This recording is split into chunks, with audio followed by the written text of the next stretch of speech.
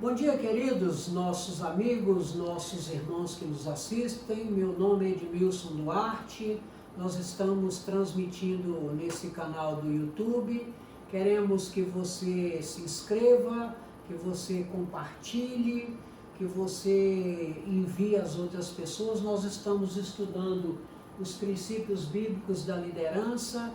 Tão logo nós possamos, gostaríamos de te convidar para reunir conosco na nossa igreja, para estudar conosco a Bíblia na Igreja Batista na 32, todo domingo às 10 horas da manhã. Eu queria te dar, como todo domingo, uma palavra de incentivo e de esperança, e essa palavra de esperança nós queremos te abençoar no livro de Lamentações, né? Jeremias, conhecido como profeta chorão, mesmo ele já estando predizendo a ruína de Israel 40 anos antes, ele já sabia que aconteceu. Quando aconteceu, ele se lamentou, ele sofreu, ele chorou pela ruína do povo, por todas as dificuldades. Mas com toda aquela dificuldade, o povo cativo na Babilônia, com Jerusalém destruída, ele via um raio de possibilidade, né? De oportunidade, em que para ele estava claro que Deus estava no controle de todas as coisas e queria mudar aquela realidade. E ele nos abençoa com o seguinte texto que eu quero te abençoar também, que diz assim, Jeremias no capítulo 3, a partir do verso 21. Quero trazer à memória o que me pode dar esperança. As misericórdias do Senhor são a causa de não sermos consumidos, porque as misericórdias não têm fim, renovam-se cada manhã. Grande é a tua fidelidade. Creia nisso, querido. Deus está no controle de todas as coisas e saiba que você está nos planos de Deus. Não importa qual seja a sua situação de proximidade ou de distanciamento de Deus. Se existe um distanciamento de Deus, ele não é da parte de Deus, e sim da nossa parte. Creia nisso. Você é um vencedor. Deus está no controle e Ele nos ama de uma maneira incondicional, né? Nós queremos estudar com você a nossa lição de número 16, e nessa lição nós vamos tratar da confiança, a lei da vitória, e nós vamos aprender na lei da vitória, nós vamos aprender como que o rei Josias sucedeu seu pai no trono e fez tudo de forma diferente do seu pai para melhor, né? Ele removeu toda a idolatria e Josias foi abençoado ainda, porque durante o seu reinado foi encontrado o livro da lei e ele pôde reafirmar quanto Israel estava longe da vontade de Deus, e é isso que nós queremos compartilhar com você nesse momento. E nós iremos aprender no decorrer do nosso estudo que o líder, o líder verdadeiro, ele descobre uma forma da equipe vencer, né? Cabe ao líder proporcionar recursos, condições para que sua equipe seja uma equipe vencedora. E eu quero te convidar, você que tem aí a sua Bíblia, que está com a sua Bíblia na mão, que você abra lá no livro de 2 Crônicas, 2 Crônicas no capítulo 34, nós vamos ler 2 versos, começando do 3, e você faça a leitura completa na sua casa para você se situar no tempo e no espaço da história. O que é que nos diz a palavra de Deus em 2 Crônicas 34, a partir do verso 3? No 8º ano do seu reinado de Josias, sendo ainda bem jovem, ele começou a buscar a Deus de Davi, seu predecessor. No 12º ano, começou a purificar Judá e Jerusalém dos altares idólatras, dos postes sagrados, das imagens esculpidas e dos ídolos de metal. Verso 4. Sob as suas ordens foram derrubados os altares de Baalins. Além disso, ele despedaçou os altares de incenso que ficavam acima deles. Também despedaçou e reduziu a pó os postes sagrados, as imagens esculpidas e os ídolos de metal, e os espalhou sobre os túmulos daqueles que lhe haviam oferecido sacrifício. E aí o texto continua e você vai entendendo qual foi a gravidade dessa idolatria e as mudanças que Josias proporcionou e a renovação da fé do povo. E aí eu quero combinar com você um alvo, um objetivo, aquilo que nós queremos caminhar junto, para que a gente tenha bastante êxito. E neste alvo que eu quero combinar com você, nós precisamos entender que vitória se alcança obedecendo os princípios claros e que vitória verdadeira depende de estar no centro da vontade de Deus. Vitória verdadeira precisamos estar no centro da vontade de Deus, porque Deus está no controle de todas as coisas. E eu quero combinar com você a mensagem do autor, né? O autor nos dá uma mensagem, eu quero compartilhar ela com você, que os líderes, eles descobrem formas da equipe vencer. Você que é líder, que lidera um grupo, ou que você lidera mais um, ou que você lidera uma empresa, não sei como você exerce a sua liderança, mas o líder precisa descobrir uma forma da equipe vencer. O líder nada mais é do que um almoxerifado. É aquele local, é alguém que nutre, que fornece subsídio, que alimenta, que dá recurso, que dá oportunidade. Então o líder, ele precisa descobrir forma da equipe vencer, né? O que é que nos revela a lei da história, a lei da vitória, perdão? A lei da vitória nos revela a seguinte questão, olha que interessante, queria que você compartilhasse comigo. A lei da vitória nos revela o seguinte, preste atenção, a criatividade é necessário, né? Que a criatividade dos que vivem a novidade da graça, né? A lei da vitória, ela também nos revela a dinâmica dos que são levados pelo Espírito, a coragem dos que vivem na intensidade da fé, a determinação dos que não desistem nunca. Quando isso está revelado na lei da vitória, a gente constata o seguinte, que essas pessoas, elas possuem a virtude da perseverança. Então, não tem nada fácil, é preciso que nós perseveramos naquilo que nós entendemos que seja bom. Precisamos perseverar, né? Para entender a lei da vitória na vida de Josias, né? Como que Josias alcançou vitória na sua vida pessoal? Vamos aprender um pouco de Josias. Primeiro o seguinte, para alcançar a vitória pessoal, priorizou o essencial. Que forma que Josias fez? Canalizou, não é isso que eu quero, vamos colocar esforços nisso. De que forma alcançou vitória pessoal? Ele priorizou o essencial. De que maneira? Buscou a vontade de Deus com sinceridade. Fez o que era correto aos olhos de Deus e levou o seu povo a fazer da mesma forma, né? Não se permitiu secularizar pelas muitas obrigações, mesmo no seu reinado, com todos os afazeres relativos à gestão do seu reino, né? Dedicou tempo à adoração. Ele entendia que não era prioridade para ele dedicar parte do seu tempo à adoração. Como é que é a sua agenda, né? Como é que você tem distribuído ali, como é que você tem priorizado as suas atividades? Você também tem dedicado um tempo à adoração ou apenas a sua agenda está toda tomada pelos seus afazeres seculares? É bom que a gente pense nisso.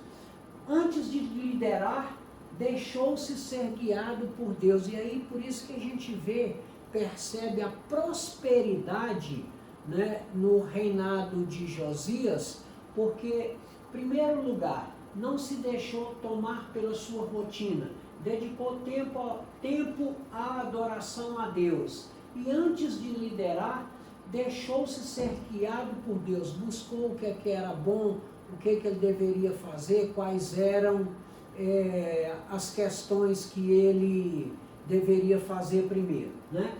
E aí a gente aprende com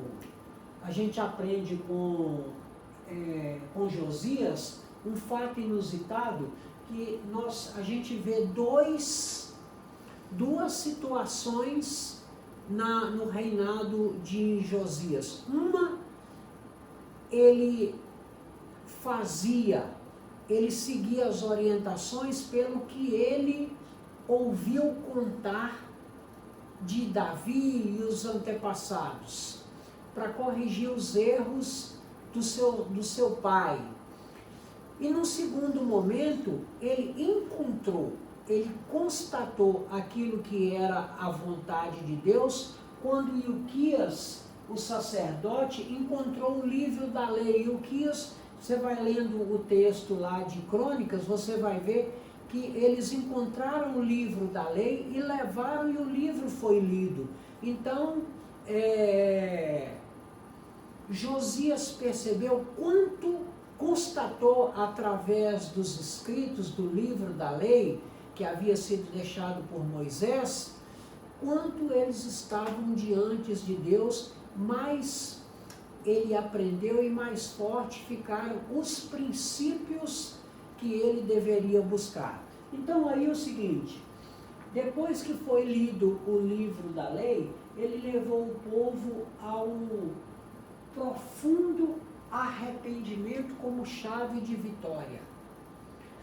Interessante frisar nisso aqui, eu volto a repetir, um profundo arrependimento como chave de vitória. Aí ele se humilhou, suplicou e obteve perdão de Deus. Sabe o que eu aprendo com isso? Que não importa qual seja a situação que nós nos encontremos, Deus ele está ávido para nos perdoar. Então, toda vez que nós nos humilhamos diante da potente mão de Deus, ele sai com socorro para nos abençoar. Querido, não perca isso de vista, não perca o perdão de Deus, ele está disponível para mim, para você, não importa qual seja a nossa vida pregressa, importa é a capacidade que a gente tem de adorar a Deus e reconhecer que o amor de Deus é imensurável, né? Não dá para medir a dimensão do amor de Deus, né? Ele viu com atitude de força essa capacidade de humilhação, ele viu como atitude de força e não de fraqueza.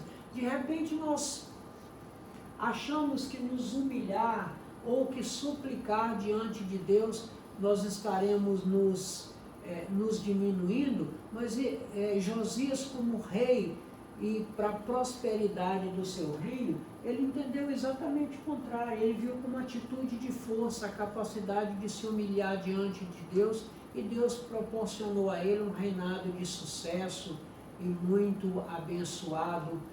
E quando o reinado é um reinado, quando a liderança é uma liderança que tem o temor de Deus, o povo é beneficiado, como foi durante todo esse reinado de Josias, né? E aí, continuando a aprender de Josias, né, ele ajudou outros a obter também, né, esse sucesso. De que maneira que Josias ajudou outra pessoa também? Ele arrastou todos os seus súditos pelo seu exemplo. Além dele ser abençoado, ele abençoou tanto também o povo, e a liderança é isso. Você precisa ajudar outros a também crescer. No caso de Josias, ele ajudou também outros a serem abençoados, porque ele arrastou todo o povo através do seu exemplo, né? Ele rompeu com o modelo errado dos seus antecessores, seu pai, Manassés antes dele e dos outros reinados, e a gente vê aí no livro de Crônicas uma sucessão de reinados que sempre começa e desagradou a Deus, né? Então eles se alternavam entre reinados que agradavam a Deus e desagradavam a Deus, mas Josias fez um reinado diferente e ele arrastou pelo seu exemplo positivo, porque não basta dizer faça como eu falo e não faça como eu faço, porque isso não encontra eco, né? A gente sabe que o exemplo arrasta e é o que aconteceu com Josias, né? Ele rompeu com o modelo errado dos seus antecessores, resgatou de Davi os valores que o impulsionaram, e a gente conhece muito bem que Davi era um homem segundo o coração de Deus, mas que também falhou. No entanto, Josias só resgatou de Davi aqueles valores que o impulsionaram, aquilo que fez alavancar, aquilo que foi de bom. Ele, conhecendo toda a história de Davi, colocou no bolso que estava costurado os bons exemplos e naqueles ruins de Davi, no furado e que se perderam. Conduziu o povo a um período de adoração a Deus, e isso foi um período muito próspero, né? Convocou o povo a renovar sua aliança com Deus, né? Destruindo os altares, acabando com a idolatria. Então, ele convocou o povo a renovar a aliança com Deus, ele promoveu mudanças culturais e religiosas, transformando os cultos, a atitude do povo, instituindo, restaurando a adoração do povo, limpando os altares, eliminando a idolatria. E o povo foi crescendo na fé, né? Estabeleceu uma nova visão de mundo e de valores, o que era importante segundo os preceitos da palavra, segundo aquilo que ele aprendeu no livro que foi recuperado pelo sacerdote, e ensinava o povo segundo aquele livro, promovendo uma mentalidade vitoriosa e coletiva, levou o povo a uma relação de ganha-ganha. É isso que a gente aprende com uma liderança eficaz, tanto na igreja quanto na nossa vida secular, no nosso negócio, no nosso empreendimento. A gente aprende que com Josias, que ele promoveu uma mentalidade vitoriosa e coletiva. Todo o povo cresceu junto, todo o povo foi abençoado, todo o povo adorou e entendeu que Deus estava no controle e que por isso o povo cresceu junto, e é isso que espera-se de uma liderança vitoriosa que tem o temor de Deus, que todos possam crescer juntos no mesmo propósito. Aprendendo isso de Josias, o que é que nós aprendemos de Jesus, né? O que é que nós aprendemos na lei da vitória, no ministério de Jesus? Olha só que bacana. Os princípios na liderança vitoriosa do ministério de Jesus, nós temos 3 momentos aí, que nós vamos, os princípios. Quais são os 3 princípios na liderança vitoriosa de Jesus? Compaixão, encorajamento e dependência divina. Vamos entender cada um deles. 3, anote aí no seu caderninho. Compaixão, encorajamento e dependência divina. Vamos entender o primeiro, acerca da compaixão. Sempre a gente vai entender de Jesus ações desinteressadas, né? As ações, quando elas são desinteressadas, elas são mais relevantes e eficazes. Se você faz alguma coisa com algum interesse, que o sentimento talvez não seja nobre, de repente você não obtém tanta relevância e nem tanta eficácia. Mas quando nós aprendemos de Jesus, que através da compaixão, as ações desinteressadas, elas são bem mais relevantes e eficazes, né? O líder precisa se compadecer e agir com o próximo, com compaixão, piedade. De que forma nós temos visto isso, né? A liderança, ela precisa se compadecer, né, do seu próximo na ação, em alguma coisa que está fazendo. Aquilo que nós fazemos, ela é apenas por nosso bel prazer, ou nós conseguimos contribuir com a palavra de estímulo, qualquer ajuda que seja. De que maneira nós temos visto isso? Como é que nós temos aprendido com Jesus? Jesus também, ele encorajou os seus discípulos, encorajou os seus seguidores. De que maneira? Né? Ele encorajou os discípulos diante dos desafios. Nunca no ministério de Jesus nós vamos encontrar lá Jesus dizendo o seguinte: vai que é moleza, vai que está tudo certo, vai de boa. Não, é claro que não. Não foi essa promessa de Jesus, muito pelo contrário. Ele disse o seguinte: olha, no mundo tereis aflição, mas aí ele deu uma palavra de estímulo, né? Quando ele diz que no mundo tereis aflições, ele diz também: mas tenha bom ânimo, né? Eu venci o mundo. E se eu venci o mundo, vocês vencerão juntamente comigo, né? Então, ele encorajou os discípulos diante das dificuldades, que eram muitas, né? E ele também ensinou para os discípulos que as impossibilidades humanas são oportunidades divinas. E aí eu quero te dizer o seguinte: normalmente o nosso Deus, ele abre para nós algumas portas, né? Mas ele só abre aquelas que você não consegue abrir. Você precisa dar o primeiro passo, né? Você precisa dar o primeiro passo, porque Deus vai agir na sua impossibilidade, né?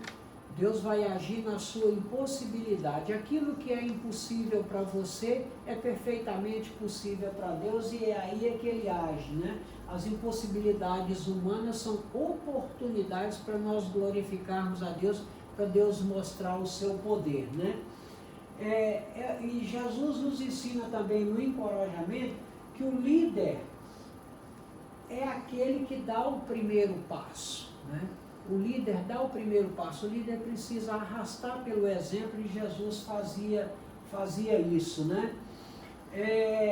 E ele também ensina o seguinte, que a vida do líder, né? A vida do líder, na vida do líder, a responsabilidade é algo intransferível. O líder precisa entender que na sua vida, na sua liderança, a sua responsabilidade você precisa assumir, é algo que ela é intransferível. Aí a gente tem, e eu fundamento a minha palavra nesse texto de Mateus 14, 16, que é um texto conhecido seu, que você vai citar de cor, mas eu deixei aqui para nós meditarmos nele, 14, 16, que diz o seguinte: respondeu Jesus: eles não precisam ir, deles vocês algo para comer. O que é esse contexto aqui? Se você for ler o capítulo 14 de Mateus, nos versos anteriores, a multidão seguia Jesus. E Jesus desceu do barco e tinha uma grande multidão na praia. E Jesus começou a ensinar essas pessoas e a curar aqueles que estavam enfermos, e o número dos ouvintes iam aumentando. Quando chegou no final da tarde, os discípulos disseram: Senhor, dispersa-os para que eles vão para as cidades e que eles possam comprar algo para poder comer. E Jesus viu aí uma oportunidade, né? E Jesus disse para ele: não, nós não vamos fazer assim. O que é que nós temos aí?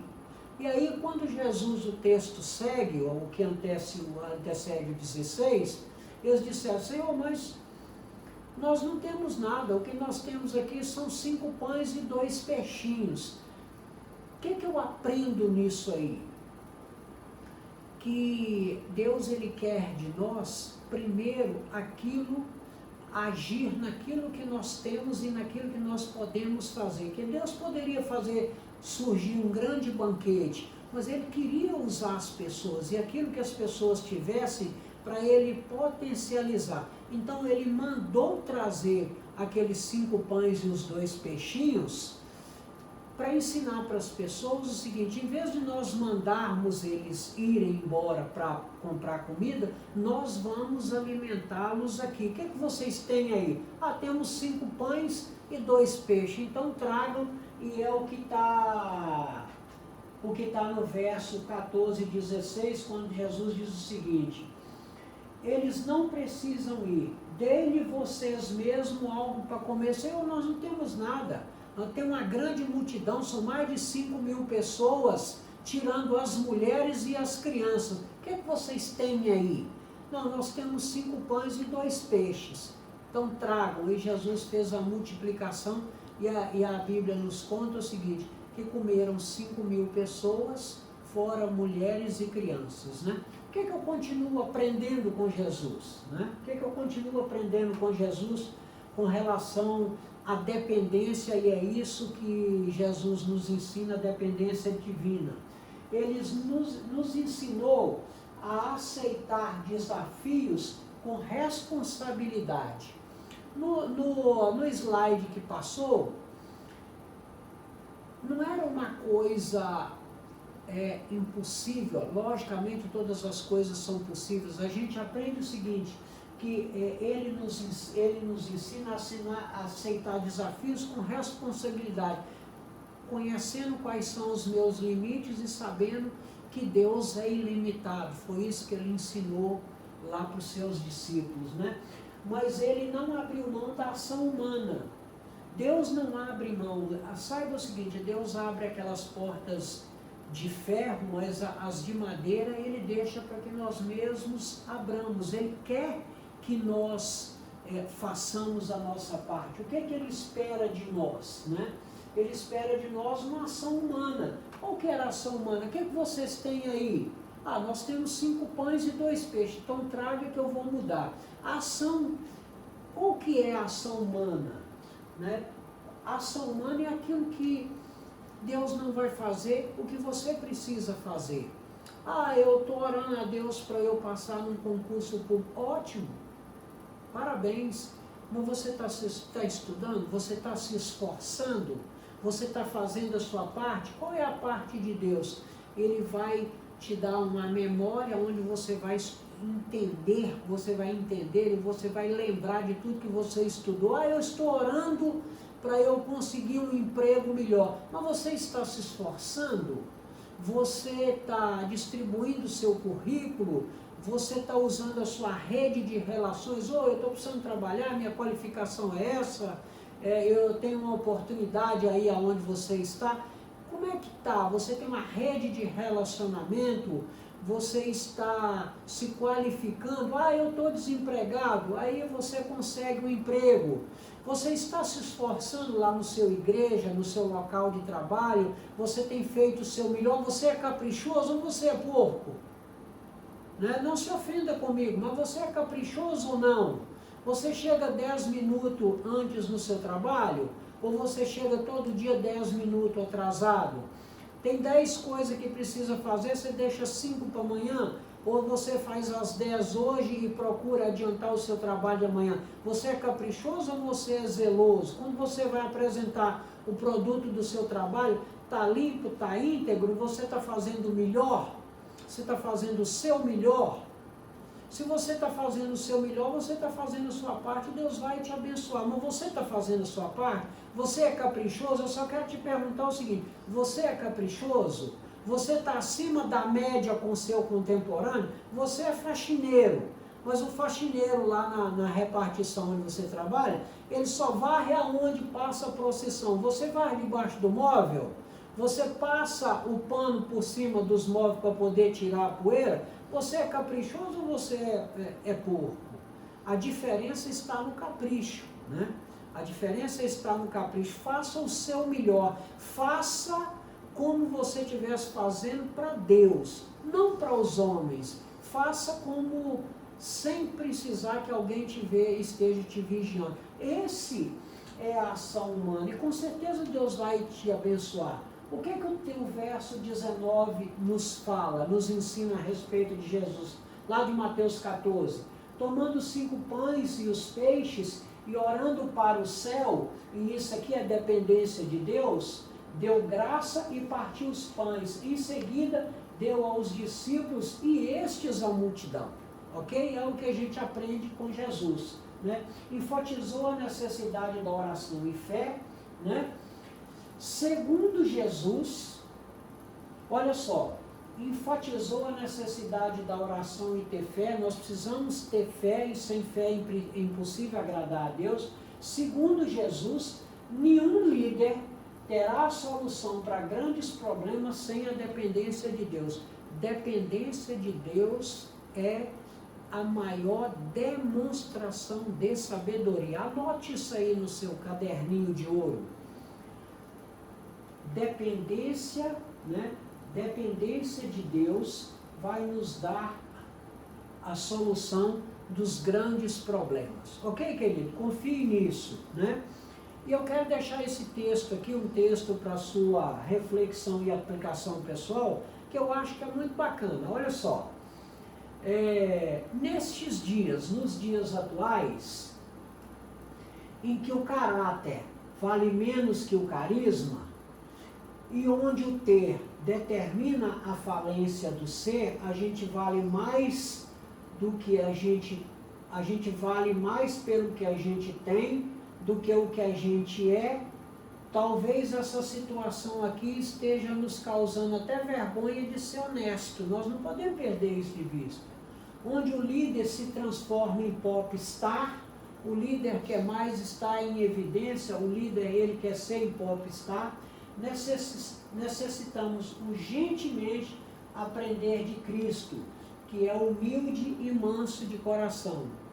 Queria deixar essa reflexão e essa aplicação pessoal para você. Nós estamos andando para a nossa última parte do nosso estudo, a lei da vitória como qualidade indispensável, né? Que nós precisamos, que a liderança precisa ter confiança, né?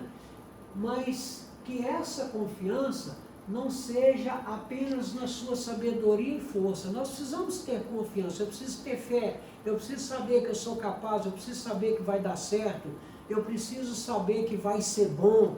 Então, eu preciso ter essa confiança, mas eu preciso também saber o seguinte: eu não posso me debruçar e entender como verdade absoluta que é a minha sabedoria e força que vai proporcionar todo o êxito que eu preciso, né?